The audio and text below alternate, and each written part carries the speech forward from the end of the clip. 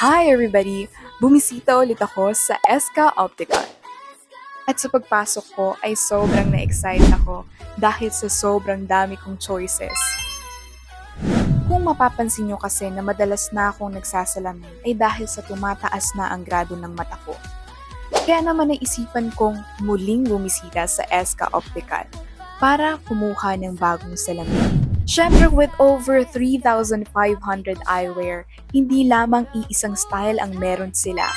Meron din silang sports eyewear, shades, sunglasses, ladies, men's, kids eyewear at marami pang iba.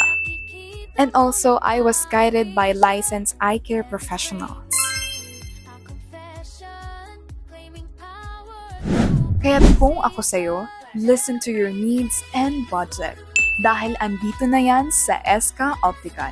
And I was located at SK Optical Imus Cavite branch. Pero hindi lang iisa ang kanilang branch. Marami pa silang branches sa Manila. They are open daily, Monday to Sunday, 10 a.m. to 7 p.m. Kaya naman, visit SK Optical. Hashtag, I wear SK.